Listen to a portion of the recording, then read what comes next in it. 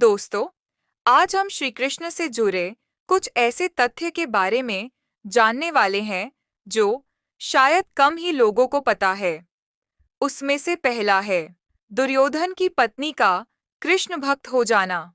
दुर्योधन की पत्नी का नाम भानुमति था। वो एक बहुत ही सुंदर लड़की थी। जब कृष्ण दुर्योधन के महल में मेहमान बनकर आए, तब वो सिर्फ 17 साल की थी। दुर्योधन ने एक षड्यंत्र रचा जिससे कृष्ण को नशे की हालत में लाकर कोई वादा करा लिया जाए। उसने सभी तरह की व्यवस्थाएं की और इस बात का खास ख्याल रखा कि भोज में खूब अच्छी मात्रा में शराब भी हो। दुर्योधन के दोस्त भी आए और सभी ने इतनी शराब पी कि वे सब नशे में धुत हो गए।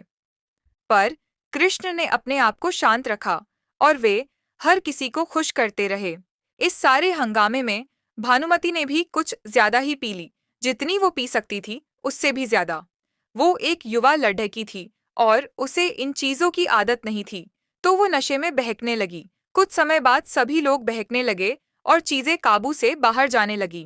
भानुमति अपने पर काबू खो बैठी। वो कृष्ण से लिपट गई और उनके लिए अपनी इच्छा प्रकट करने लगी। कृष्ण ने उसे किसी शिशु की तरह संभाला और वे समझ गए थे कि स्थिति खराब हो चुकी थी।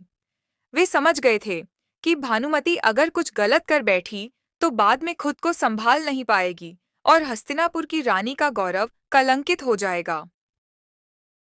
इसलिए कृष्ण उसको उठाकर महल के अंदर ले गए और उसकी सास गांधारी के कक्ष में जाकर उनके हवाले कर दिया। अगले दिन सुबह जब भानुमति को पता चला तो वो कृष्ण के प्रति सम्मान और कृतज्ञता से भर गई कि उन्होंने उसे बचा लिया था। तब से वो कृष्ण की भक्त बन गई। कृष्ण की घमंडी पत्नी सत्यभामा कृष्ण की दूसरी पत्नी थी। वो एक बहुत ही घमंडी स्त्री थी। उसका ये मानना था कि वो सबसे सुंदर और सबसे अमीर स्त्री थी, क्योंकि उसके पिता एक बहुत ही धनवान व्यक्ति थे। सत्यभामा जितने और जो रत्न, आभूषण और संपत्ति चाहती थी, वो सब उसके पास थे। स्वाभाविक रूप से घमंड उसकी एक बद्दी समस्या थी। एक बार कृष्ण के जन्म दिवस के अवसर पर सत्यभामा ने सोचा कि वो सबको दिखाएगी कि वो कृष्ण को कितना प्यार करती थी। तो उसने तय किया कि वो कृष्ण के वजन जितना सोना शहर के लोगों में बांटेगी। इसे तुलाभार कहते हैं। ये मंदिरों में होता है। लोग एक बड्डी तराजू में अपने वजन के बराबर का मक्खन, घी या चावल या कुछ और रखकर वो चीज लोगों में बांटते हैं। चावल, नमक, दाल या सोना या वो कुछ भी आप दे सकते हैं जो देना चाहे। ये प्राचीन परंपरा हमारी संस्कृति का एक हिस्सा है। सत्यभामा ने तुलाभार की व्यवस्था की। लोग बहुत प्रभावित हुए, पर कृष्ण पर इन बातों का कोई असर नहीं हुआ। वे जाकर तराजू के एक पलड़े पर बैठ गए। सत्यभामा जानती थी कि उनका वजन लगभग कितना है और उसने उतना सोना तैयार ही रखा था। पर जब उसने सब सोना दूसरे पलड़े पर रखा, तो कांटा जरा भी नहीं हिला।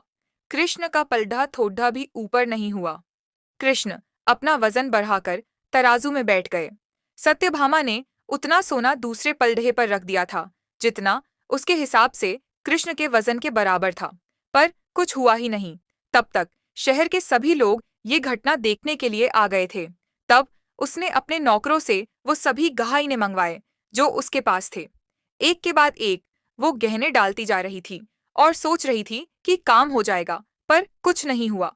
तब उसने वो सब कुछ भी रख दिया जो उसके पास था, पर पलड़ा जरा भी नहीं हिला। वो रोने लगी क्योंकि ये सब उसके लिए बहुत श्रमजनक था। सारा शहर देख रहा था और उसके पास पर्याप्त सोना नहीं था।